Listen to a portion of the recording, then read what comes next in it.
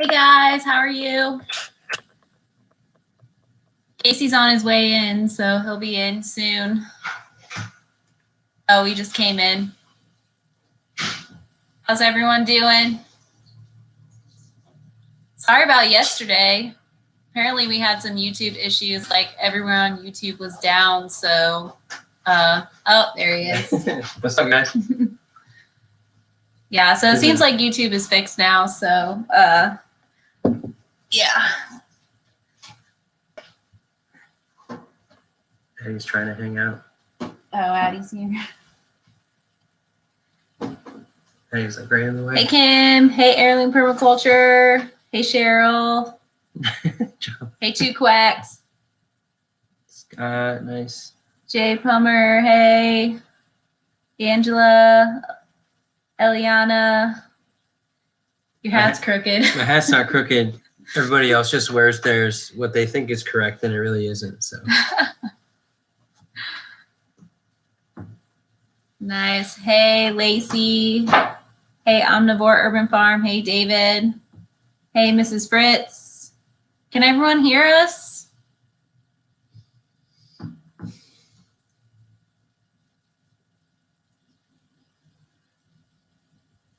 Okay, cool. Awesome.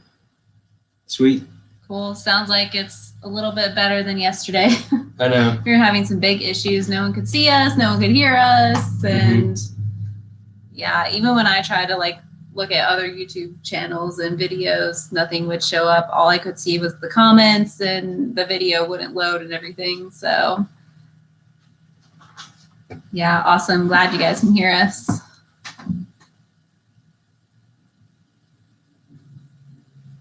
Oh, Corey, Pete did bring that up. That's funny. Yeah. It's one of Pete's friends from Florida. Oh, okay. Yeah.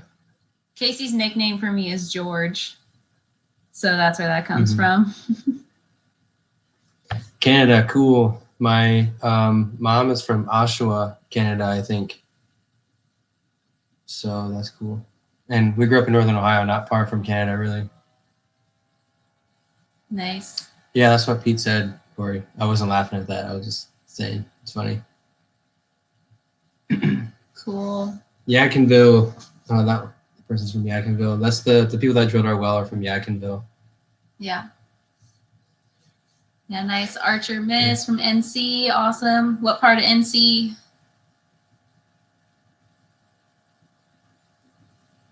All right. Go ahead and start asking questions, guys. Whatever you want. Yeah. Plans for an orchard was one of them. The orchard really, the big plan is it's going to start in the woods, and then we'll put things that can grow in the woods, and then outside of the woods on the swales. That's where we're going to put like blueberries. I don't know, apples and peaches and all that stuff. Doesn't really do that well here if you don't spray it a lot. So we'll see. Probably build the soil up more before we plant those, but definitely put blueberries in. They'll be fine. Yeah. I love blueberries, so I want like 50 to 100 blueberry plants just like everywhere. They're so good. Oh, nice. You guys are close to Oshawa. That's cool. Greenville. Nice. The down trees, most of it's pine, Dean. I forget if you were making wood out of it, like sawmilling it or not, but just comment if you, I don't know if you want to burn pine in your house or whatever, but most of it's pine. Yeah. Just email us. Let's see. Coastal Georgia Organic says, what greens are y'all putting in the ground right now? A lot of salad mix. Arugula, spinach, kale. A lot of kale. Yeah, we're doing this calibration mix, which has been really successful for us. Collards. You can still plant collards right now. We're actually going to be seeding carrots here soon for like March time. So like March and April markets. But those will be in a tunnel. Yeah, I just put in some mustard greens, fennel, pretty much everything that we've been growing or trying to push all summer, but then it was just too hot. But a lot of the same stuff that we were doing in the spring. Yeah, head lettuces. Yeah. Tracy asked, what grows in the woods? In the woods, we're looking at like service berries, mulberries, witch hazel, which is a medicinal thing. Let's see, along the edge, we can do figs. So the way that our woods is oriented is for most of the day, the edge is going to get a really good amount of sunlight, and then the things that go deeper into the woods won't. So definitely, the service berry is my favorite tree, and I love that berry. So we're going to be putting a lot in the woods more, where it's like its native spot is being an understory tree. Kuza dogwoods is another berry tree. There's another berry tree, I forgot its name, but we're going to be getting. I know who to ask at the market because I had some berries. They're a lot like Kuza berries, but we're going to be planting those too for sure. Let's see. Archer's asking, can you plant radishes after the front? Probably the frost, I'd imagine. Yeah, you can plant radishes after the frost. Yeah. We put them under row cover. That helps them too, just keeping the frost off of them and the sustained cold temperatures.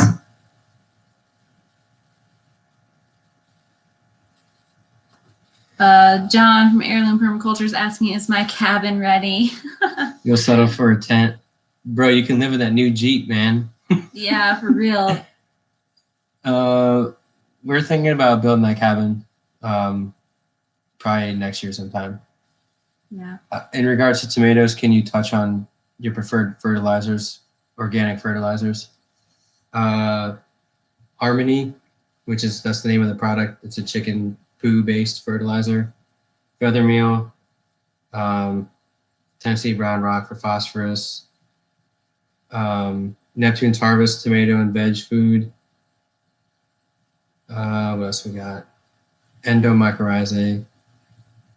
Biochar. The biochar mixed in with all that together. And so what we do is we put all that with the biochar and some compost and mix it all in the wheelbarrow and then soak it with water. And then we'll take a handful of that and put it with each plant. And it works pretty well. Yeah.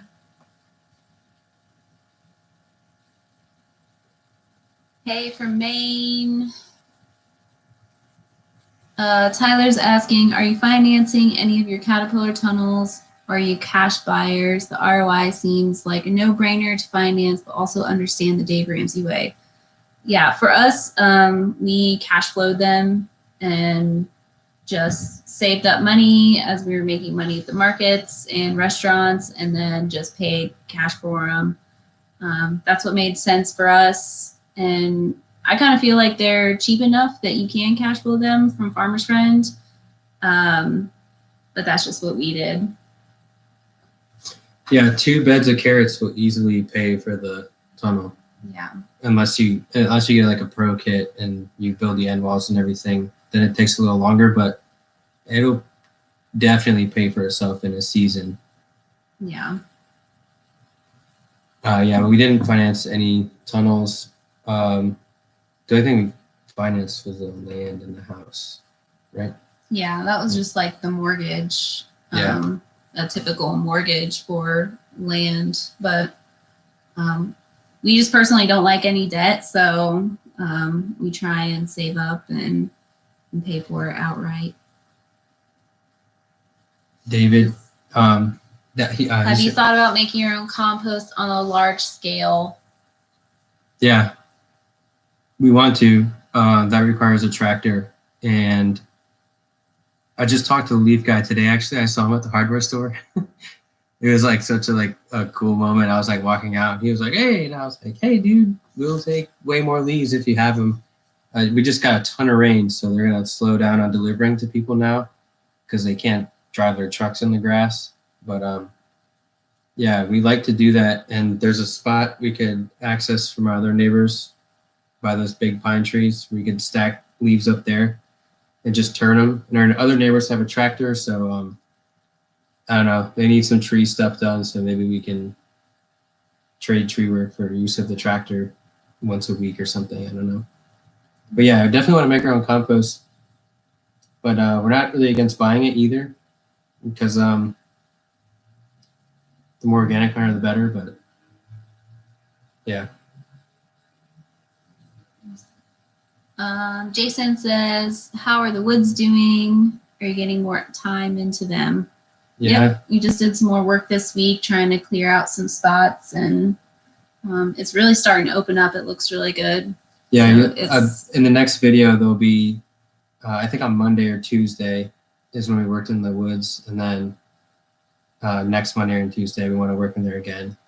And maybe tomorrow with Emma, if we get time, but we have a lot of planting to do. Yeah, there's a lot of bed flipping we need to do tomorrow. Yeah. So that may take up all the time. Let's see. How well do the microgreens do over the winter? So we grow them all year round. We have a setup in our basement with 3 sets of shelves that I do under grow lights. So in the winter, I will move them into our basement on the grow lights or under the grow lights. And then in the summer, I'll move some of them out to the greenhouse to grow outside in the nursery. It just depends what variety they are. It's usually the ones that can handle more overhead watering that I'll put in the nursery. And then the ones that are more delicate, like the broccolis and kales, I will keep in the basement. Just because they're more delicate, they're more finicky, they're more susceptible to like the humidity and the extreme heats in the summer. So it's just a little bit better, I think, to keep them in like a controlled environment for those ones. But yeah, they're doing good. Sometimes in the winter too, it will take longer for them to grow. So you just kind of have to adjust based on them taking longer to grow. Tell us more about the calibration mix. It's just a mix from Johnny's of, I think, 4 or 5 different baby kale mixes. It's like dino kale, red Russian kale, Siberian kale, and something else. Winter boar. But you just seed it thick like you would a lettuce mix, like the all-star mix. And then we use the greens harvester to cut off of it. And people really, really like it. We just use it in bags. It's done really, yeah, it's done really well here. And the worst thing about it is the red Russian kale gets a fungal issue. But actually, that's Browntown asking that. You're in Virginia, and you've been in like a temperate rainforest this year too. So in a tunnel, it does really well. Outside does really well too. We're gonna let it grow up and then make bunches out of it because it's like a mixture. Kale, it looks really cool. Yeah. But it's I don't think, is it expensive? I don't know. I don't think so. Yeah, it's worth growing or trying at least. Yeah. A lot of our customers like it. Yeah, our customers like it. So yeah, we just started off with a small amount to see if our customers were gonna like it, and they really liked the fact that they could just dump it out of the bag, and that was pretty much it. They didn't have to chop it up or anything, so they really liked the convenience of it. Yeah, I just lost my spot. Yeah. Well, we got a lot of comments to read here. Parker says, have you guys thought about growing mushrooms? Yeah, we will eventually.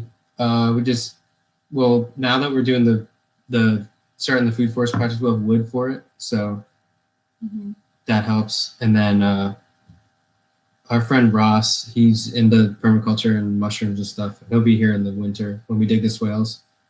And so I'll just ask him, like, yo, bro, like what, maples and oaks, whatever you do for what species, and then we'll just do it then. Yeah.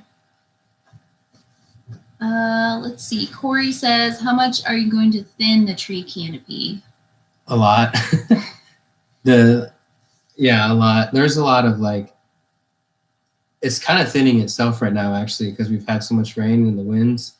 So the pines on the west side that really block a lot of sun coming into the woods, they're falling like left and right, it seems. So that helps. And then I took down a dead oak on Sunday. I'm gonna take down like 2 more dead oaks. And then there's like some old cherries in there that aren't really worth keeping. There's some pines that are messed up that aren't worth keeping. And so we'll start there at the stuff that we know we need to take out. And then see how everything's responding, see how much more light gets through there, and then in the spring when everything leaves out, we'll be able to see like now that this, so like the idea here is now that this oak has its own space to grow into, and it's been in a really compact space for a long time. If there's anything overgrown branches or anything like that, we'll take those out, and it'll all be in videos. I'll put it in there and explain it. It's kind of really hard to explain just sitting here, but hopefully through the process it makes more sense with seeing it. See, Heirloom Permaculture says do some honeyberries. What are those? I would love to know. Sounds yummy. Let's see. Terry says, have you thought about doing a book? Yeah, someday. Yeah, I don't know how to read, so probably not. Just kidding. I'd like to. Yeah, I think it'd be cool because I've been in the field forever. I think it'd be cool to make a book that's not about just like what we do on the farm, but like how do you look at your landscape? Maybe you have an acre or two or a half acre. Like how do you understand where you fit in your neighborhood, and then in your city, and then in your county, and then your state? How does it all make sense? And then what can you do to work your land efficiently, and how do you do the work and all that stuff? Yeah. And then there's gardening stuff in there too, but that's my thought. And then there's the personal finance stuff that could go along with it too. Yeah. Just taking I'd like care of to yourself. see or do some more realistic finance part of it. You know, like there's a lot of people out there that are like, oh, you can start a farm on $2,000 and $2. Yeah, it's just like super cheap, and to me, I just don't feel like that's very realistic. So maybe I could shed some light on that. That'd be cool.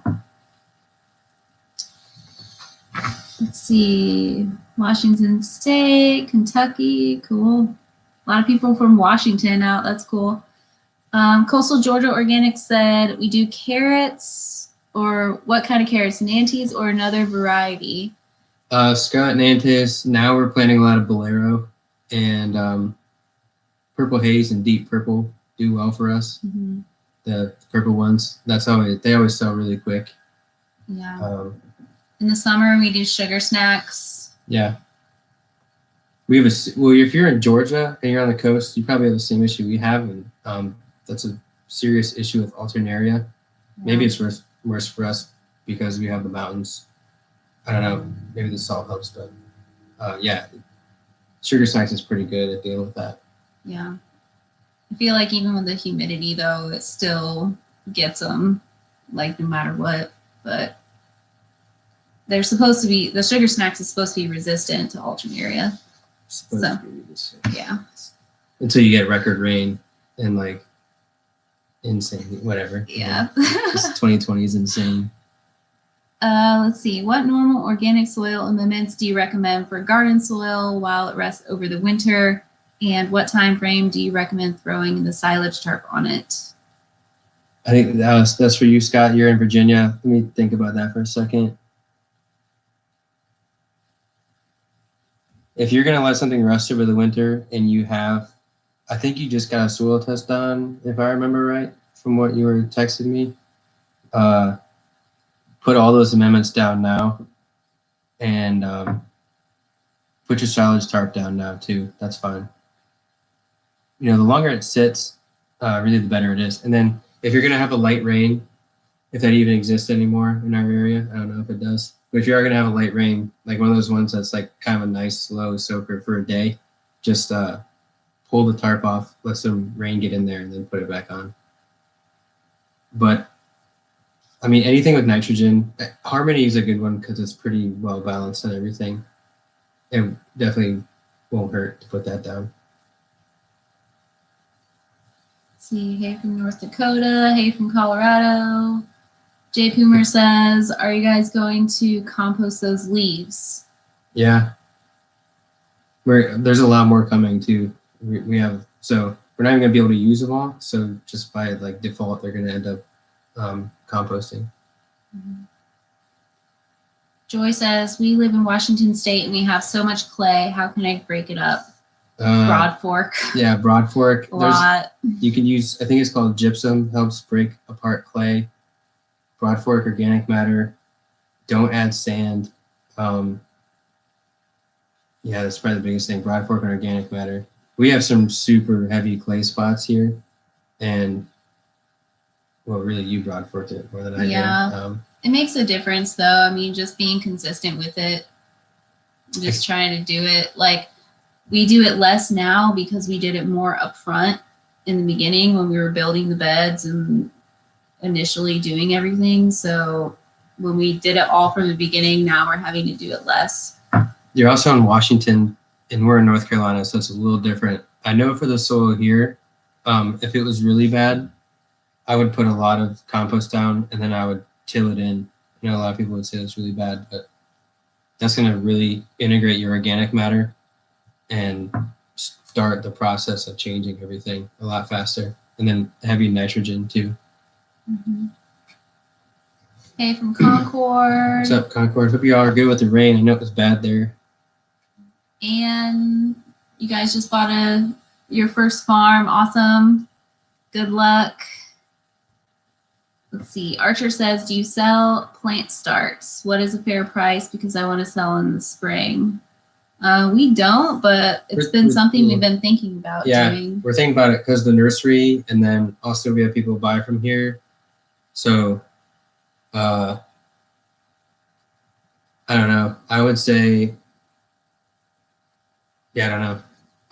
I'm just personally thinking about asking our current customers what they would actually pay for it, and then starting with that. Yeah. I was also thinking about going to just like your local hardware store or like your local Lowe's or Home Depot and kind of seeing what they're selling their plants for. And then add some dollars or whatever, $1 or $2, whatever it may be. Or some percentage. You gotta know what it costs you to make it too, like how much potting soil you're putting in, how much time it takes you, your cost of seeds per seed. All needs to be thought about, but there will still be a realistic price that people are actually going to pay, and that's where I would probably start. Is ask people if you already have a customer base of some sort. Yeah, and there's definitely going to be certain plants and varieties that people are going to be more apt to buy. So like, they're probably not going to buy some off the wall, I don't know, pepper plant. But yeah, definitely tomatoes. Like in this area, beefsteak tomatoes are really popular. So if we were to do something, it would probably be something more along that line. Let's see. Starting your market farm this spring. You got a prop house. Just finished prepping. What, an acre? Well, if you have the nursery, which is definitely one of the first things to do, I would build. It sounds like you're pretty well set up. But you're definitely gonna need a cooler and a wash station if you're gonna be producing that much. Mm-hmm. That's what I would focus on next. Yes, definitely the wash station and the cooler. Yeah, if you're doing an acre, like we do an acre, and half our week is spent planting and growing, and then half of it's spent harvesting and selling. Yeah. So like, if you set up your tunnels and your bed's really nice, you just need something. When you harvest it, you want to work in a nice area too. Yeah. So I would definitely work on that next. Yeah. Jason says he's planting 400 tomatoes in the spring. Awesome. That's a lot. I think that's, hey, Kitten's hanging out. You guys probably don't see this cat that much. She's pretty chill. Yeah. This is our first little kitty cat. Yeah, she's like 11, I think. Awesome. I think we did 400 tomatoes too. It's a lot. Definitely use the biochar, dude. You have to use the biochar. It's going to make a huge difference. Yep. Matthew's asking, are those tunnels pretty cheap? It depends what tunnels you're getting. The ones from the classic ones from Farmer's Friend are really affordable, I think. The Classic Pro is the best one they have, in my opinion. Unless you live up north and you get snow, then you need to get the Gothic. Mm-hmm. Yeah, it just depends where you are. We're going to get more, but we're going to get the Classic Pros. And they're like 1,800. Mm-hmm. Yeah, so then you build end walls, you're looking at like 2,000 per tunnel. Yeah. Let's see. Frosty from High Point. Nice. We have a friend that is from High Point. He's thinking about doing hydroponics to grow kale and other mixed greens. What grow lights do you like? I use for my microgreens the full spectrum LEDs. Yeah, I hate grow lights and growing inside. That's my opinion. This may sound weird, but if you want to learn about grow lights, look up people that grow marijuana. They obsess over the lights and stuff. Mm-hmm. We have a friend that does medical marijuana, so he told me about the lights that we got and said, if you don't want to spend a lot of money, that's what you should get. And it's illegal too, what he's doing. Yeah. But the dude in High Point, the person in High Point, look up growing High Point. I think that's what it is. Or Twin Oaks. Oh. No, Twin Oaks Urban Micro Farm, and that's Jose. He's built a little market garden there. It's pretty cool, but he's a good dude. Yeah, we've met him before. Yeah, really nice guy. He's got an Instagram. He's a good guy. Yeah. Let's see. Adam says, what are the best tunnels to handle winter in Minnesota, Wisconsin, and maybe chickens inside? If you're going with Farmer's Friend, definitely use the Gothic style because you guys get a lot of snow. Up there, we're from the Midwest. I would maybe, depending on your scale, get something more beefier. But if you're going to get just a Farmer's Friend one, probably cement in your post. Yeah, you guys probably get a lot more snow even than what we got in Northwest Ohio. So it's a lot colder too. So like chickens would be fine in there. Yeah. Yeah, that's look up what's the name of I think it's Bear Creek Organic Farm in Michigan. They have like 8 tunnels, I think, and they're in the Petoskey area, so that's probably going to be as northern as you are. But they have really nice tunnels, and hopefully that helps. Yeah. Let's see. Eliana's asking, have you considered taking on an intern? Emma kind of is our intern right now. We are paying her, but she's also, we're investing a lot into teaching her everything that we do. So, but she's probably going to be the only one because we have Janie and Leela that volunteer and then Sandy that volunteers. So I think we're pretty good for now. Hopefully, though, in the future, we do want to hire some full-time employees. Yeah, that's the plan. Yeah. Let's see. Alexis says, what are the best cheap alternatives for materials and anything, row cover, silage charts, etc.? Facebook Marketplace. Yeah. Personally, I don't think there's a way around finding cheap alternatives. I firmly believe in investing good money in good products that are going to last you a long time.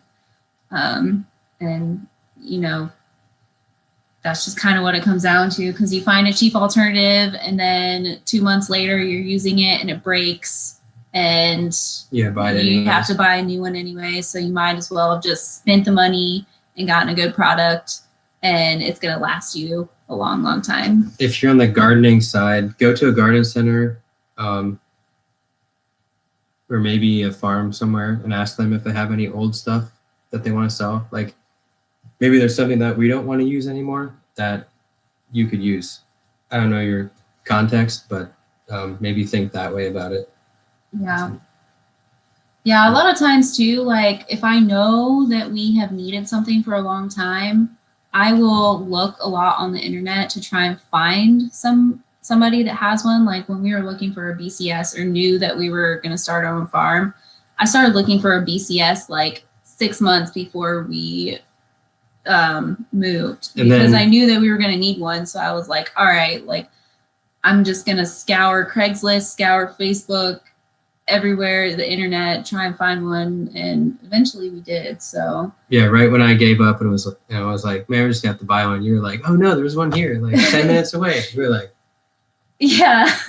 Okay. He didn't even believe me. He was like, no, I doubt it's the right one. I didn't even think I looked over at you. I was like, whatever. Yeah. So yeah, just keep a lookout, but definitely like if you're in it for the long haul, like just invest the money and get the good stuff. Let's see. We answered the mushrooms earlier. Yeah, we will eventually. It'll be in a future vlog. Let's see. Yeah, it's Lachey. Go ahead. Scott 2 Quacks, the biochar info. That's true. Biochar is amazing, and I think Scott has a video about growing or making biochar, and I'm actually going to be asking some questions here soon because we're going to be taking out so much wood from back there, and I just biochar there's no reason not to put it in your soil. So yeah. Lachey says, what do you use to keep track of your plant/harvest dates? So I use Google Sheets, and I just have a spreadsheet made up on Google Sheets with the date, the species, the variety, and then the bed on the farm. So like we have plot 1, 2, 3, 4, 5, all the way up, and then we have beds within those plots. So bed 1, 2, 3, 4, all the way up to 10. And so if we plant something in plot 1, bed 1, I'll just put 1.1, and that's like the location or whatever. And yeah, it's really simple, and it's on my phone. I have the app on my phone, so as soon as I plant it, I'll just go on my phone and go into Google Sheets and write it down there.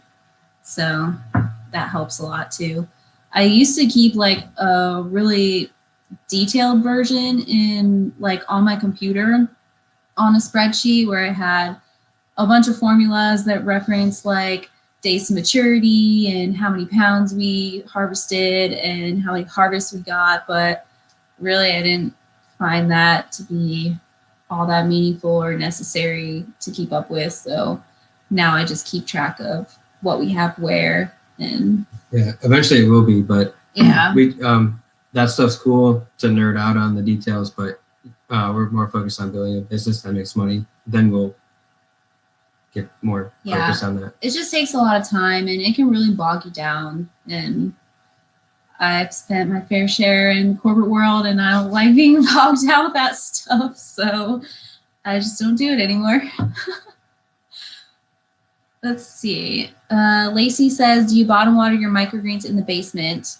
Sometimes. It just really depends on the humidity levels down there at any given time and what microgreen I'm growing. Some of them are more sensitive to top watering versus others. So it just like some of the super, super delicate ones like the red amaranth, I will definitely bottom water. But most of the other ones, as long as it's not too humid in the basement, I'll top water them. Let's see, Josh is asking, what do or would you grow in the caterpillar tunnel other than tomatoes, cucumbers, and peppers? Everything grows better. Everything grows better in a tunnel. Yeah. You have protection from the elements. You have, for where we are in North Carolina, we have a really intense summer sunlight. So you have a lot of the intensity taken away. It's just, they just make a lot of sense. It's a protected environment. So like, there's a reason big, massive farms aren't all outside. Well, some of them are, but a lot of them aren't. And they're all in protected culture. It's just a good investment. Yeah. Do you find more pollination on your outside crops with the honeybees versus the tunnels where bees don't care for enclosed areas? Haven't really noticed the difference, but there's 7 hives out here, so there's a lot of bees. And they had a flight path into our nursery, and they would pull water out of the seed flats because we had, the potting soil was like good stuff. So they're getting something from it, and we watered it 4 times a day in the summer, and they just caught on. Yeah, they love it. Going back to Eden. Yo, what's up, Nick? What's up, Nick? Oh, darn, I just lost my spot again. Oh man, we got a lot of questions to answer. Oh, we are really behind on questions. Yeah. Sorry, guys. Okay, I think I found it. All right. All right.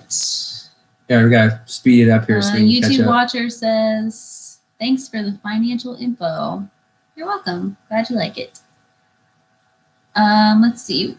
Loren says, "What books or resources would you recommend for getting into market gardening?" Definitely the Market Gardener. Yes. And then if you are in a climate or you have markets, Market Gardener by Jan Fortier. if you want to grow in the winter or you have markets in the winter, this one's awesome. Mm-hmm. Just happen to have it here. Definitely those two. And then Start Your Farm by Ellen Polishuk. That's probably the best Start Your Farm book. And then if you're into more of like the animals, like chickens, beef, pork, whatever, any of Joel Salatin's books. Like Richard's book. This thing is thick with 2 C's. It's huge. But there's tons of good info in here. Yeah. I would say the Market Gardener was the most influential book for us. Where we read it and we were still living on an acre, kind of doing like homestead, backyard gardening stuff, and we read that book and we were like, "Whoa, I think we can do this." You know, it was really inspirational for us because JM did put a lot of numbers into it. For the startup costs, and it was really realistic, and he went through all the crop varieties and just a bunch of information. So that was really eye-opening for us. So the next one, let's see if I can find it. Oh, sorry. Let's see. Half Century Farm says, "What are your expansion plans for 2021?" So we have a 10th plot that's kind of separate from all of our current plots right now. It's up on the opposite side of our property, up more towards the road that we live on. But we're planning on building 16 more beds and putting all of that under tunnels and drip irrigation. That's the plan. Yeah. And then a lot of the food forest stuff, the swales with all the edible probably more landscaping. Chickens. Yeah, a lot of edible berries and fruits and stuff like that. Yeah, I would definitely love more chickens. I'd like to do more meat chickens. Yeah. So it kind of depends on the demand too, what people want. Do you raise worms or black soldier fly? No. Now they have a lot of land to forage around, so. Oh, what's up, Evans? That's Evan. I was happy Veterans Day, dude. Veterans or Evans is from basic training. Oh, cool. Yeah. Nice. Hayden's channel says, "Are you guys ever going to retire?" Never. No. Retiring is not on the. I don't ever plan on it really. I don't even know what I would do. When you do what you love, it's not retiring. Yeah, I would not retire. Yeah. I'm not planning on it. Or at least not like the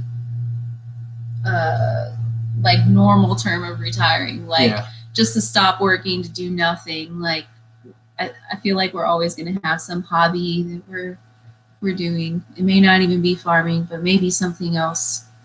But no, we're never going to stop. Are we giving the oak to the honeyhawk? No, they get hickory, I think, actually in oak from a guy already, from a local guy, and I think he has a pretty solid wood business with how much they cook there. So we'll just leave it at that. Let's see. How old is the employee of the month? And have y'all had her since she was a puppy? So she's almost 11. She'll be 11 next year. Yeah. And we got her in 2012, and she was from a rescue, and they said she was 1.5 years. So who knows? Yeah. I feel like when you get any animal from a rescue, they're like, yeah, they're 1.5 years old. It's just kind of like the generic answer that they give you. But yeah, so we just go with 11. Archer Mist moved from Ohio to North Carolina to farm. That's cool. Awesome. What part of North Carolina? Yeah, what part? Where do we see our market going in 2021? No idea. We'll see. Yeah, 2020 was such a weird year. It's hard to tell what next year's going to be. I have optimism that, if we can at least keep like 10% of our customers that we wouldn't have normally had during this year, then that would be a success. So, Yeah, we got some ideas in case it gets crazy or ish, whatever, but yeah. We'll see. Haven's channel said, "Is this a fun job? Do you guys enjoy it?" Oh, yes. Yep. Yeah. Tony, mushroom. Omnivore Urban Farm says, "Any suggestions on how to prepare for this business model / organization tips?" You may have to elaborate on that a little bit. I'm not sure exactly. Yeah, as far as preparation goes, you can't not learn anything that's going to help, is what I would say. The more you know, the better. As far as organization goes, I feel like you really have to do what works for you. Like if you're a visual learner and you need to write everything down on a piece of paper or a clipboard and like hang it up in your wash station so that you can see it, or have like a big whiteboard, like definitely do that. Or if you're just a better mental note taker, then do it that way. Just do what works for you. And then as far as like papers go, I just have like a big accordion binder with everything has like a tab, and then I'll just file everything away in each tab based on that. And there's like 50 tabs in it. So that helps me at least. Winter boar kale getting aphids using neem. It's depending on where you're at. Try a soap or like a horticultural oil to suffocate them, and then if you really have to go hardcore on it, maybe pyganic or something that comes from the chrysanthemum plant if you need to do that. But hopefully, if it gets cold, and the cold will get them that way. Tony says, "Do you have to get permits for your tunnels?" No, the county inspector is a customer of ours, and he said they're not permanent. So, because they're close to the power line, so I brought up the question, like if the power company came and said you have to move them for whatever reason, I was like, well, in 5 minutes by myself, I can undo the plastic on the end, take the hoops out, and they can do what they need to do, even though they already have enough space. So, what's up from Down East Maine? You need to make some videos about that crazy heat trap and stuff you do, dude. It sounds wild. Haven's channel says, "What do you do with all the products? Do you sell them or use them for other products?" So our main goal is to sell out. Yeah. And, obviously we have leftovers sometimes, but I try and make kimchi every Saturday or Sunday while Casey's editing the videos. So that takes up some of the stuff. We got Ben, Chef that. Ben. He has a nonprofit where they make meals for families that lost their jobs, whatever, from the virus. So he takes a lot and turns it into random stuff, cool stuff. And then we'll just try to eat it during the week. And there's some families we give some stuff to. And very rarely do we try and take stuff to the chickens because they have that big area. But yeah, that's kind of the last resort, though. Yeah. Like if we just really have some stuff left over that's about to turn to mush, we'll take it back to them. You just do what you can. And then if you have a lot of leftover stuff of certain things, then to me, that's just an indicator that your market doesn't want it that much. So grow less of that. Yeah, exactly. Hi from Norway. Cool. Oh, that's sweet. Yeah. I have a friend in Sweden, so I visited in Gothenburg one year, and it was amazing. I love it up there. Let's see. Yeah, I can't believe Carol's watching. Long Island. Let's see. YouTube Watcher says, taboo topic. Have y'all thought about growing hemp/CBD products? We don't have enough space for it here. I've been asked to help start a hemp deal, but I mean, I'm not against it, but we have a lot to focus on here. Yeah. We would need more access to land and more of like an investor to start up that kind of a project. Let's see.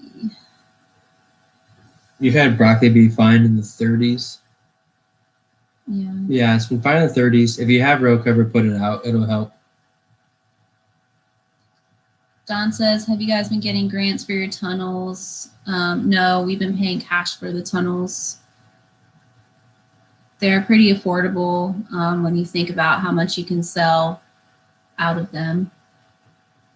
Let's see. Heirloom Permaculture says, when finding clay, turn into broad fork burpees. Love it. CrossFit. That's funny. What's up? I can coach you. We need to get the gym. I know. It would be amazing. Yeah, dude. Archer, dude, so much rain today. Insane. Yeah. Angela says, do you have any concern about the leaves possibly being sprayed with chemicals if they are coming from your county? No. Jason, what do you use for your seed start soil? There's a guy up near Asheville called Dirtcraft Organics, and he sells potting soil, and we get his soil. It's really good. Nick says we're boring. Aw. Everything's boring, Nick. Sorry. Nick just like falls asleep out of nowhere too. Nick's boring. So excited. What would be good plants to start with?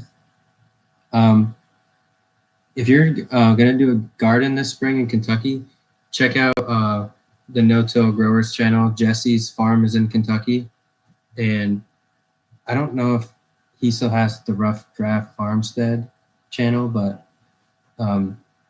he's a market farmer up there. And for anything that we grow here, you can do the same thing in Kentucky, even with clay. But yeah, I don't really think anything's off limits. Maybe carrots would suck with the heavy clay, and a lot of root crops might suck, but everything else should be okay. Gail says, what's the best orientation for a high tunnel? I don't know. Kind of depends. I mean, you can put so many different crops in it. I'm not sure it's a huge issue. If you have a bunch of land, I'd probably go north to south. But the way we grow in a small area, I just have to make it work for what you have. We have 6 north to south, but kind of north to south, and then 1 east to west. So I don't notice much difference in the orientation between. Yeah, the worst part is the east to west one. The stuff on the east side gets a lot less sunlight in the afternoon, and so like when the tomatoes filled the entire, it was like a wall of tomatoes. The carrots didn't get a lot of sunlight, and they grew a lot slower. So there's little stuff like that, but you know, in the same tunnel, you know, we're not going to do tomatoes there next year, so maybe it's our root crops, so it doesn't make a difference anyways. Browntown says, what will you heat your nursery with in late winter, early spring when you have spring seedlings in it? We probably won't heat it. We'll just close it all up. So we'll keep the sides closed and then build the end walls for it and keep those closed. Yeah, if we have to, I don't know. We have a friend in Tennessee that's using a wood stove. It's working really well for him. I don't know. But probably nothing. We'll probably use the basement as much as we can so we can take it outside. Corey says, how much biochar are you using per square foot? We actually, because it's expensive and we still need to learn how to make it and stuff, we're only adding it in with the long-term crops when we plant them. Where to Begin Homestead says, how many tunnels did you start with in your first year? 2. think- Was it 2? We had 2 until we finished the market, and then we built the Gothic, the last thing in the market. Yeah. 2 mostly, and then 3, actually then 4. So it was 2 for the first season, 2 for the first winter, spring and summer, and then 4 for the next fall and winter in spring. Don, did I hear you say we're from Ohio? Yes, we're from Northwest Ohio. Who's gonna be the mean boss? Probably Addie. I don't know. Nah, definitely me. Yeah. I don't mess around. No, I'm just kidding. Let's see. Yeah, dude, tunnels are awesome. David says, do you need insurance to operate a market farm? I would highly recommend it. We do have business insurance with liability. Just in case anyone ever gets sick and tries to blame your farm, you have insurance. Or if someone's there and falls down and hits their head or breaks their wrist. Yeah. Whatever. Suing people is like the new national pastime of America, so better to have it. Sue people. I don't think it's that expensive too. It's really not that expensive. Like, it is well worth the business cost, in my opinion, to have it and have it there just in case. Let's see. Sorry, I was just reading ahead here. Miramichi Green. You can get that Site 1. That's the old John Deere Landscapes. They sell it there. They're a Miramichi Green dealer. With all the equipment, tunnel, electricity, what percent is cost to the veggie profit? 50. We have a lot of expensive this year. It just really depends on where you are in the business. It's really hard to put a number to. And even if I was to put a number to that this year, I kind of wouldn't care that much because we invested a lot of money in the business this year to get it going. So to me, it's probably 50, it can be like a good basis to start off of, but there's just so much investment this year. I'll probably get more into that next year. Now that we're at hopefully a more consistent spending habit for the business. JM has said that a good, well-run market farm is a 50-50 margin. But there's also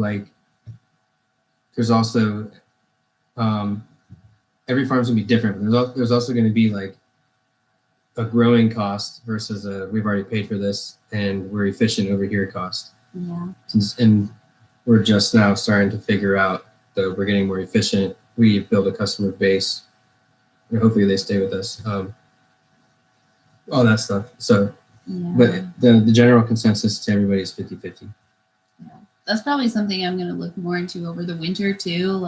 In the summer, I just don't have time to look into numbers that much. Oh, I lost the spot. Sorry, I lost the spot. You're close. Go down. Yeah.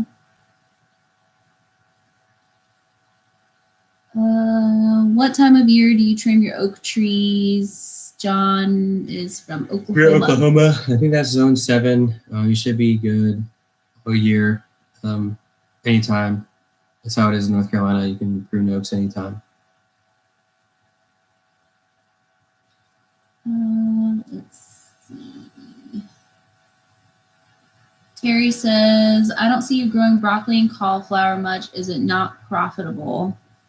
Not really. It takes so long, and the yield that you get off of it and the price that you get, at least for in our market, is not. Yeah, and the resellers will show up with broccoli way cheaper and it's bigger. So people look at it and wow, that's expensive. And we're yeah, well, it kind of sucks to grow. So if you had a CSA though, it's different. I think it's more justifiable with the CSA, but we don't do it. We don't do that. So yeah. Mauricio says, moving to Garland, North Carolina in 5 acres, sandy soil. What do you recommend to do first?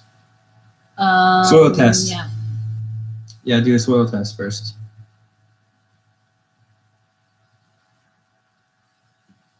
Let's see. Yeah, Scott, make a new biochar video because need to learn more about how to make it and stuff. Hello from Charlotte. Cool. Hope you're good with the flooding. What's up, neighbor?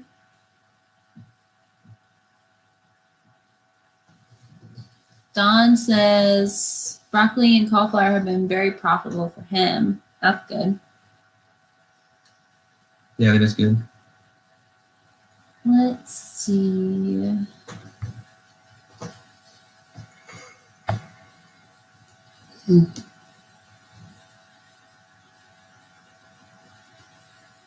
GLG said their grandparents farmed until their 90s. That's a goal. That's cool. That's pretty G right there, LG. Let's see. Leslie said, what's the story with Tori calling Casey Roe? I don't know. Roe? I don't know. I don't know. Maybe. Rue. Oh, maybe. Do I call you Bo? I think it's because you said hello. Oh, hello. Yeah. Oh, it was just me saying hello weird. Yeah. How do you keep up with the inside and outside work out making you a raise? Is there any challenges with being next to the road? As far as inside and outside work, do you mean like cleaning? Yeah. The farm summer, definitely comes first. Yeah, the cleaning just like does not happen. But generally Sundays we try and clean it up, and then yeah. And then challenges with being next to the road. I worry about someone being like drunk or something and driving their car into our tunnels, and then something happens with their car and the oil leaks everywhere, and then we can never grow something there like ever again, because someone actually did get hit out there one morning. But they ended up in our neighbor's yard and didn't go through our yard. Other than that, I don't really see a downside to it. I think it's a good thing because you have a lot of visibility and people know where you are. Like in our area, it's kind of a small town, and so when we say what road we're on, it's kind of a main road, and people are like, "Oh yeah, I know where that is." So it's a kind of a good landmark. People know where we are. Let's see. Amy says, do you plan a farm stand on your property and giving up farmers markets?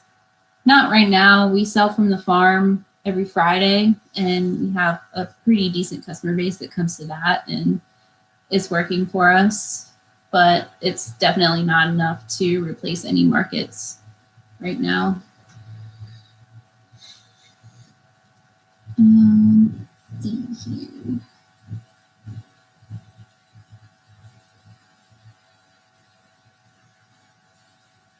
Jeff Cox says, are you going to get into pigs? No.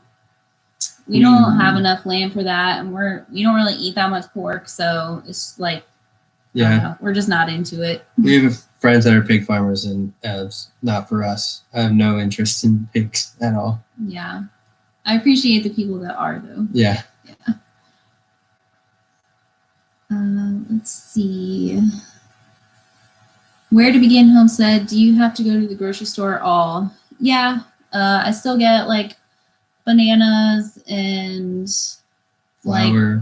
Flour, sugar. Like we still eat that stuff on occasion, not a lot. I mean, I don't have to get it that often, but popcorn. Stuff to make pancakes. We do eat junk food sometimes. Yeah. Ice cream. We're not purists. You'll never be pure enough for a purist. So. Yeah. But our grocery bill is significantly lower than it used to be now that we are farming all these vegetables. I don't think we haven't bought meat or vegetables in like years. We do a lot of trades at the market. So like all of our meat and milk and bread and stuff is all like trades from other vendors at the farmers market. So really grateful for that.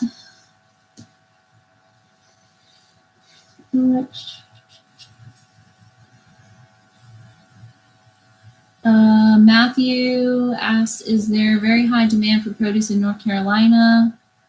Yeah, I would say so. What was it? Sorry, I was reading. Is there high demand for produce in North Carolina? Yeah, it seems pretty good. Mm-hmm. Someone's from Newark, Ohio. Yeah, we're from Findlay, so south of Toledo. Yeah. I guess there's 3 people in here from Ohio. That's cool. Yeah.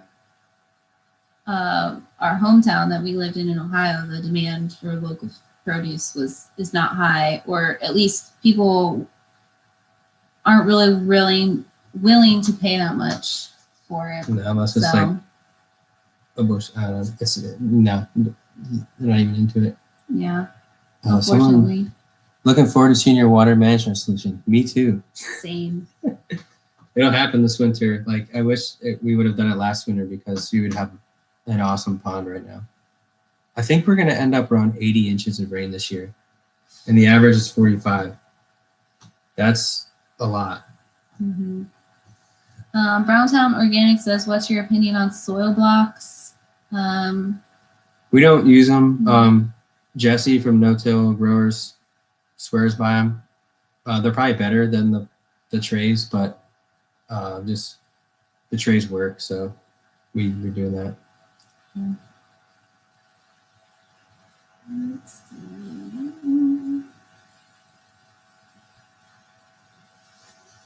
Hello from Australia. That's cool. Frank says, how the heck did we accomplish so much? Elaborate on getting that much done. I spent 8 years landscaping and 3 years as an arborist working, and I also, in between that, had 6 years in the military running heavy equipment, doing construction work. So, and then Tori's worked forever. We learned how to work, and so being efficient is huge. Yeah, I mean, I did so many landscape installs.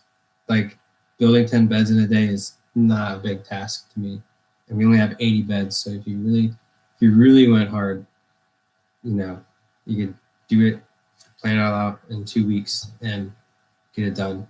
But yeah, just learning how to work is really the biggest thing. And then a really good book on lean farming is called it's Lean Farming, right? By Ben Hartman. Yeah, Ben Hartman. Lean Farm and Lean Farm Vegetables. Those are really good books on farming efficiencies. The other side of it is we how did you get that much time? We had farmed together at a different farm, and then when we moved here, Tori was working and wanted to farm together again, and that's a big motivator. And we were also building it up to be an actual business, and you just have to do the work, and like, it had to be done. And thankfully, we did go super hard the first year and a half because the virus stuff happened, and thankfully it was all built. Because if we had to then suddenly adjust and then grow more and meet a bigger demand and then still build all this stuff out, it would have been ridiculous. So yeah, that's I don't know, it's just, we were from the Midwest. What do we do in the Midwest? You work and that's it. Yeah. Jeff says, can you give a little history of how you both got started into market gardening? I guess we kind of just did. Yeah, the biggest thing was we were growing our own food at our place, homesteading, read The Market Gardener, switched our garden up, and we went on a native plant ID walk with this guy at a nature preserve place.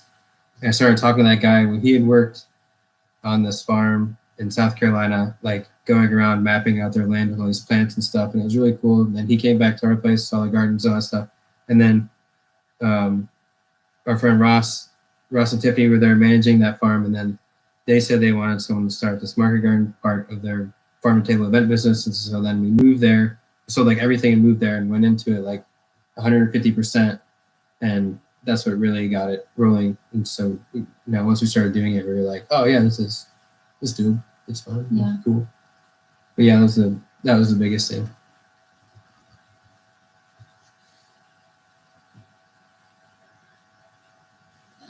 Let's see. CCR Garden says, what do you do for deer pressure? The deer aren't really that bad here. The road is a big help, and then we actually have houses around us, and the geese are back there. Addie helps a lot, our dog, with her smell. I'm sure we walk the farm like every night, and they really haven't been an issue yet. Daniel says, as a veteran, Casey, have you ever thought about being part of Homegrown for Heroes program? I haven't heard of it. I haven't heard of it either. It'd be interesting to know more about that. Yeah. Vintage Blue says, have y'all had issues with voles? We had a couple, but our cats got them, so they took care of that one for us. Where to Begin Homestead, we love our junk food also. Nice. That honesty, though. Yeah. Do you buy all your seed one time a year? No. We've been adjusting to the demand throughout the entire year. I think we've ordered seeds like 5, 6, 7 times. Yeah. I mean, I try and get it as much as I think we're going to have, but it always like something doesn't germinate or something, especially this year with all the cutworm and army worms. Like I've had to order beet seeds time and time again because we just like couldn't get them to survive. So yeah, that's ideally I would like to only order them like twice a year, but it doesn't always happen that way. Ricky says, what do you guys feel you do best, and what do you feel you can do better? I don't think we do anything best. Think we do anything best. No, we don't think that way. I don't think we ever will. Yeah. We're always trying to get better ourselves. We can definitely do a lot better. Pest management, water management, the seedlings, like the process of getting stuff into the ground, crop planting. But we also had a year that was just insane. I mean, you couldn't plan for it anyways. But there's a lot of stuff we can do better. We're always thinking about it. So. Sherry says, have you ever thought about growing cut flowers? Yeah, maybe. Yeah, I kind of like am not into it that much. So I'd like to find somebody that is into it that could manage it better, because I just don't really know that much about it. And so it'd be easier to have somebody else kind of like help us facilitate it and add that to the offering. Hello from Mars, bro. You hanging out with Elon Musk up there? Let's see.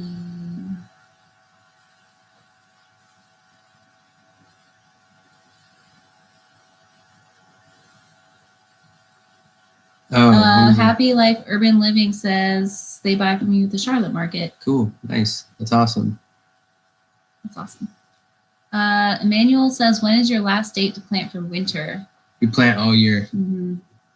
We can kind of push it with the tunnels to grow. Stuff just grows slower in the winter, but we'll definitely, it's warm enough, especially in the tunnels, to plant stuff. So if it's in a tunnel, we're like flipping that and trying to get stuff in the ground constantly. Tom says, are we a CSA? No, we don't have a CSA. Yeah. How much money is our average seed order? A lot. Well, we spend the spring like $2,500. At least. Yeah. Yes. We spend a lot of money on seeds. So Johnny Seed, if you're watching, I would love some free seeds. Yeah, Blake, come on. Yeah. We spend so much money on seeds. Let's see. Doing a soil test before buying land, if you're like, yeah, I mean, if you're trying to farm, it's worth it. we didn't, but we just kind of knew the spot would work. And I guess if you went with a better setup with worse soil, it would just take longer to get it back to good soil. But soil tests aren't that expensive. If you really want to know what's happening, then I mean, you'd be out like maybe $100 at the most. Our rain dances are working. We're not even rain dancing. We don't rain dance. No. We should have last year. I know. It was so dry last year. We don't harvest any seeds. Mm-mm. The reason for that is they'll likely in our climate, especially this year, they're just going to harvest fungal issues. So we haven't really messed with it much. And then you have to, if you're growing something and harvesting it, and then you want to plant something else, then I don't want to leave it sit there and go to seed when we can plant something else. It's just our reality. It takes up a lot of time. Sherry says, what do you do for health insurance? I'm actually going to do accounting tip of the week on that this week. So look for that on the video Sunday. Yeah, we're going to explain the health insurance thing because we think it will help a lot of people out. And it's actually pretty good. So yeah. Happy Life Urban Living says, did you guys get slammed with rain today? Yes, we got 6 inches. That was a lot. Yeah, it's a lot of flooding in the area.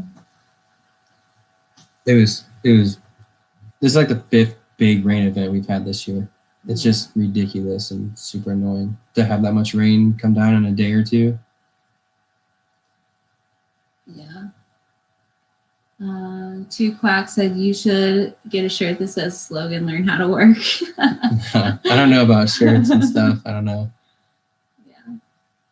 Lacey, Johnny's hooked them up. That's right. Shout out. Let's see. What are your plans to be more resilient? More high tunnels? More tunnels. Yeah, we definitely want more tunnels. More tunnels, better soil, better pest management, better like farming systems, like the way we get stuff done, and then also the water management. So when we do get a ton of rain, it fills our pond and it doesn't wash out our beds. And better soil, more organic matter will help with that. And then the diverting the water to where you want it will also help with it just not going over everything. So definitely those things. Where to begin? Homestead says, do you have trouble with the tunnels holding water on the side? Yes. So what we do on the sides is we'll like push the plastic up under on the inside, I guess you could say. So it's like fold it up under. Wait, is this for the tunnel? Mm-hmm. Oh, so and the that T-post, it doesn't collect on the side, but then like the ends will also collect water. Oh, yeah, okay, yeah. So we fold it in so the water rolls off and not like collects so it's in. curled up instead of being curled out. And then on the ends, we're just gonna build end walls. The T-post thing, they'll hold water and it helps with the wind, but when you have to get the BCS in there to do something, then you have to get all the water out, and then the end hoop is loose, and then the strings loosen themselves. Yeah. So that's kind of annoying, but they're still worth the effort for the meantime. Frank says, we finally caught up to your questions. Frank says, what hour starts your day and what hour ends your day? How do you unwind? Grass and cold here. Not against that. Yeah. I don't know. In the summer, it's earlier. Now it's not a push to be early. Yeah. And we're kind of on our own time. Like we know what we need to do in a given day because we spend our evenings like walking the farm. So that's kind of like an unwind for us because we'll walk the farm and we'll say, okay, this needs done tomorrow. This can be done next week. I'm going to crop out this plant or this crop this week, and then we can plant this next week. Oh, what do you want to plant here? And, we just walk the farm and kind of talk about what we're doing. And that's kind of our unwind. But we're self-employed now, so we don't really have a start and end of the day. Yeah, everything's our fault. So Yeah. we never caught what was killing the chicks. Tori actually put them in a chicken tractor in the chicken area, and the cameras haven't seen anything yet. But when I was going to, we went and checked the cards, and then when I was going to take the cards back to put them in the camera, and there was a cat back there. So I'm pretty sure it was the neighbor's cats. Definitely cats that are getting the little baby chicks. I think a hawk was getting some of the bigger hens. Do all our tunnels have 4 beds? Yes. Yep. Yep, 4 30-inch beds, 18-inch walkways. CCR says, do you overwinter your onions and shallots? We have some bunching onions. Those still or grow. I guess like scallions, some people call them.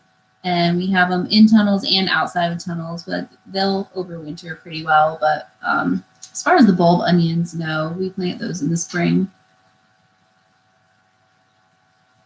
Zach says, how do you decide whether a market is needed? Is in need. Is in need of another market garden. Mm-hmm. Hopefully they can help bring in more customers to the market. That's kind of the way I look at it. Or they bring value in a different way. Yeah. So you can always go to your current market and kind of talk to some of the farmers there and kind of gauge how they feel about it. Like, do they feel the market is saturated? Are there a lot of resellers versus local people? Like in both of our markets, there's a good amount of resellers. So to get more local people in is always a good thing, I feel like. But if there's a ton of local people, then maybe it is a little bit saturated. Let's see. Ray says, what rollers do you use most with the Jang? I don't even know, like we have 6. Yeah, we bought 6 when we got it, and Yeah. I haven't looked at them. I don't look at the number. I just know, like, I look at the hole in the roller, and I'm like, oh yeah, the seed will fit in there, and then I used it that way.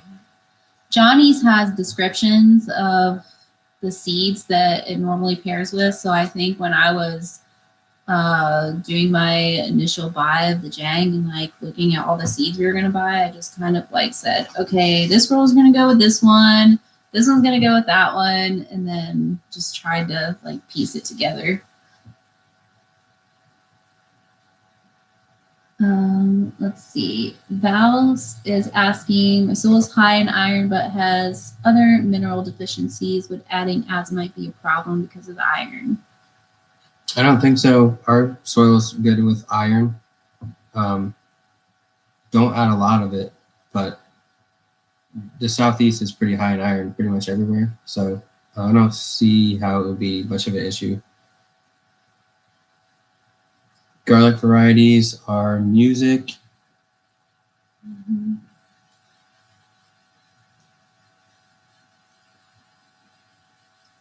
Man, posted. We can see that, John. Unreal. Let's see. Chris says, didn't Justin stop to see you on the farm tour? Yes. Yeah, we were. That was back when we lived in Huntersville, North Carolina. That was our like 1 acre homestead garden before we sold that house to live in the camper and work on the farm to table events business. Yeah. If you want to watch it, or if anybody wants to watch it, I think it's called They Build This Greenhouse for $400. Mm-hmm. Yeah. That was like our homestead deal where we raised chickens and bees and veggies and stuff. Yeah. Let's see. Henry says, do you sell from your house? Yes.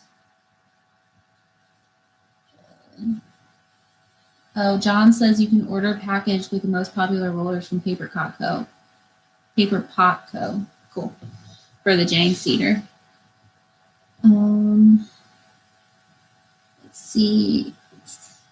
DJ says, can chickens be placed in a bed that has high bug pressure before replanting in the bed? We don't use animals in our garden just for food safety reasons. But yeah, they can. They'll help. And yeah, they can help a little bit, but they can also do a lot of damage. Chickens scratch a lot.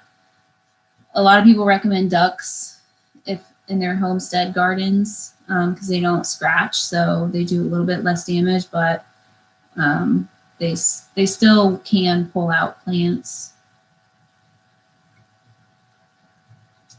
All right, see you, Scott.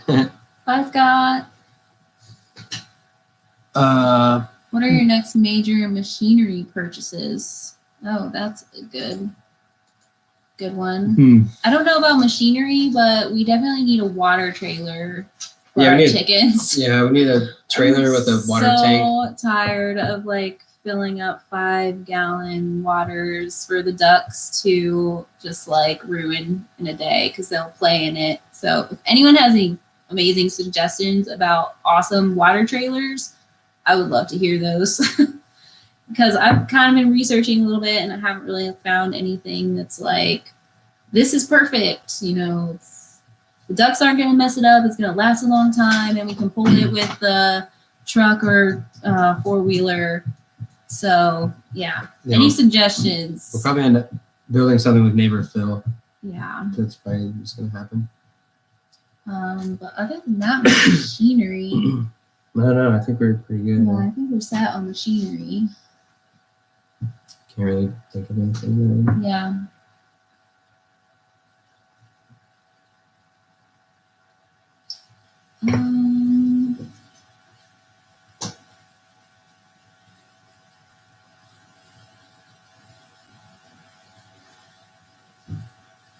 How are sales at your farm on farm sale day? They're pretty good. They were huge when when the virus stuff started, but I don't know. It's kind of balanced out. But we also don't. Now that people are like okay with going back to markets, they're just going there instead, which is fine. But yeah, they're pretty good. We have a lot of regulars that on our pickup days on Fridays works better for them than going to Saturday mornings at a market. So they like to stop there at our farm instead. The farm tours are not now really. We're trying to figure something out for the future.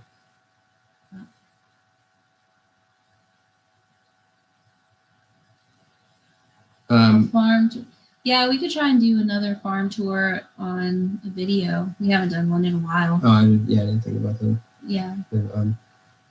Jason says, do you amend your entire tunnel with compost or just where you actually plant?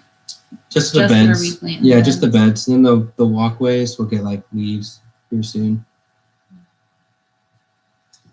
Southern Seed Exposure. Yeah, I have looked at their stuff. I like their stuff. The only problem is they don't offer very good bulk pricing, which we really like buy a lot of stuff in bulk. So unfortunately, I just go with Johnny's on that because it's better pricing. Have you grown Lacey's? Okay. Thanks, Lacey. That's cool.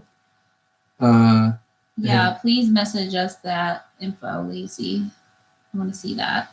Growing garlic undercover. I don't know. It can handle the weather, so it can handle the weather here just fine. So I don't see a reason to put it undercover because we could put other things undercover that will make more money. And garlic takes a long time. So if we fill the entire, like right now we have over an entire tunnel full of garlic, and so if you're taking a tunnel up from October to May, there's so much stuff you can grow in that instead, and it will do just fine outside. Yeah. Shane says, where's the hickory market now? It's in the same spot. It'll be in the same spot until December, and then they're moving it to a new location. But yeah, it's in the same spot that it's always been all summer. Let's see. People put wire around the bucket for their ducks to not play in the water. That's a good idea. Let's see. Thoughts on volunteer or part-time workers? Where do you pull the trigger on hiring? And how do you handle workers' comp and insurance? We want an employee, like a full-time employee. Emma helps out a lot, and then we have Janie that help out a lot too. But like for full-time position, we probably still need to get a little bigger for that. Yeah. Like a full-time. Yeah, Emma's not full-time, so we're not like offering her any type of workers' comp or insurance. But definitely when we do hire somebody full-time, we'll want to look into that. And then volunteers, yeah, like Janie, Leela, and Sandy are all volunteers, and they help out every week. So they're awesome. It's good to have good volunteers that want to help out every week. Like it can be a little difficult when you just have like random volunteers showing up. We don't really do that as much anymore, but they've all been really helpful so far. Yeah. Piling up sweet corn. $1 a dozen for your sweet corn. If you have a ton of sweet corn, try and sell it to another farmer that has a more established customer base or something, or like maybe like a food hub of some sort or a restaurant. Or I think you probably should be able to sell that. I mean, if it was near if you're close to my grandma, she would buy it. Yeah, or see if there's any like local health food stores that would buy it in bulk and then sell it. Do you have any pets? Yes, we have 2 cats and a dog.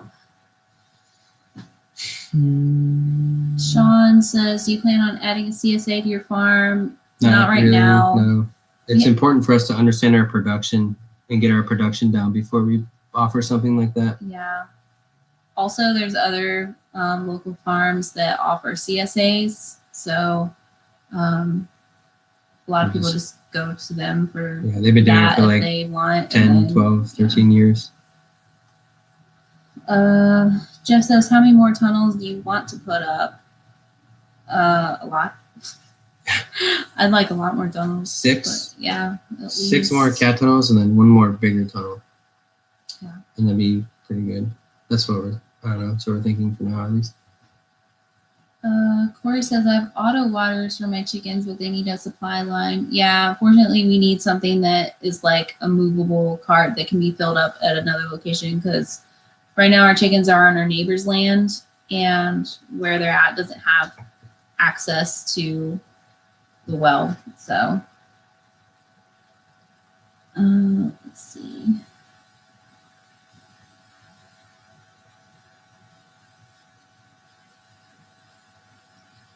You have a depot with a 1/2 horsepower pump, I'm imagining.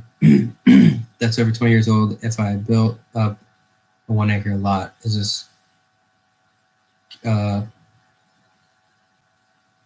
what gallons per minute do you have? And if you're trying to irrigate an entire acre of vegetables, you're going to need probably a 2.5 to 3 horsepower pump, and probably, depending on where you're at, probably no less than 10 gallons a minute to really make it work. Recommended winter lettuce. We grow Salanova, so. Yeah, and then we do some substitute with Johnny's All-Star Mix. Let's see. Duck Advice, Gold Shaw Farms. Yeah, I've seen one of his videos. The ducks are like, we wouldn't really have them. We just got them from a friend and keep them alive so they can see them when they visit. Because they're from Kate, who like raised them, is a really big animal lover. So yeah, we're just kind of dealing with them right now. They're enjoying the rain right now. They're having a blast. Oh yeah, we walked back there and there was like a river running through the chicken area. They were like, "Whoa, this is amazing! I love it." Let's see. Jason said, for water, I plan on using 275-gallon water totes with solar-powered pumps and pulling it around. Yeah, we had to haul water like that for a while at a farm we worked at, and it got old quick, especially in the summer when there was so much stuff to do. And here it gets super hot in the summer, so things need to be watered to be cooled. Things need to be watered to be actually watered. You also have to water the seedlings like 4 times a day. So I don't know your context, but it's also hard on your vehicle. Like your vehicle only got, I mean, we had to go up a lot of like dirt roads and lots of potholes and stuff. So his truck got pretty trashed. I don't know about the farming benefits. I've always assumed that we wouldn't be considered an actual real farm, so I've never really looked into much of it. So much. Maybe we could set up a rain harvesting system with moving the chicken coop. Yeah, it's possible, except, I mean, last year we didn't get any rain, and this year we've gotten absurd amounts of rain. So yeah, I'd like to see just like options in general. I mean, it could definitely work here. You just need a realistic setup for what we're doing and something that's easy to move around. The new well pump gallons per minute and horsepower is 15 gallons per minute, although we've been running it at 20 recently, and it's been keeping up just fine. And the pump's 2.5 horsepower. Water trailers, 2 IBC totes fit well in a 5x8 trailer. Do you have to have like a pump though, like a gas pump with it? Well, I guess you use gravity for a while, but yeah. But then, like, I kind of want something that the chickens can drink directly out of it somehow, and that the ducks can't play with it. Like, I've seen the nipple water things, but after a while they leak and they just don't work that well. And I just feel like there has to be a better solution somewhere. Catawba River is insane right now. Yes. What's a good time? Oh, go ahead. No, it's John's comment. Oh. Bang just bought that new Jeep, dude. Drive it out here. Yeah, for real. Take it out Brown Mountain. Trip. Yeah, take it out Brown Mountain. They got those really cool tent things you can put on top now. Yeah. Just like sleep on top of it. Catawba Will we River. be taking apprentices for 2021? Probably not, because we have... Just be Emma and Janie and Mila mostly. I guess Emma would be the apprentice, and then Janie and Leela would be probably here more. Mm-hmm. So Sandy will probably still come. Yeah. We'll see. I mean, if we really take off next year and find a need to hire somebody, then we'll start looking. Yeah, if it comes to that point, we'll put it on YouTube to see. So and then look at applications or whatever. Yeah. We'll make it out to Oklahoma, man. Eventually. Yeah. V. Carol says, "Are you a better farmer than Josh Satin?" Ask Josh.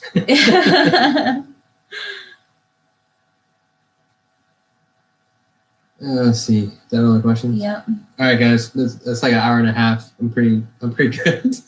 Yeah. Any last questions? Yeah, last questions. Thank you guys for joining.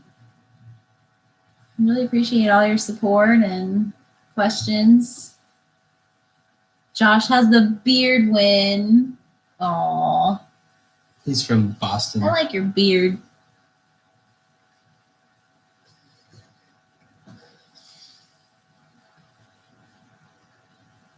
All right. Yeah, Jason, use all those 10 acres. That's awesome. Just finished building my first tunnel. Tom Nice. says, that's cool. Have kids to get free labor.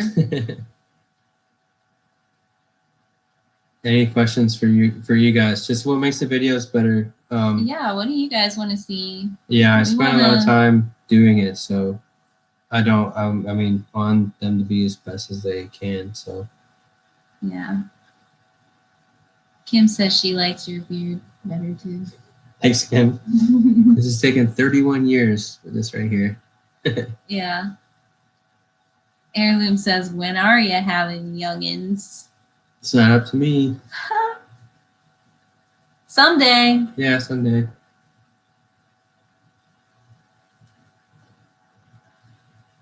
What's the optimum hoop house width? I don't know. Ours are 15 foot, so. Yeah. The food forest. You'll see the food forest in the next video. It's coming. There's so much. There's so many pines to take out though to really actually start it. Yeah.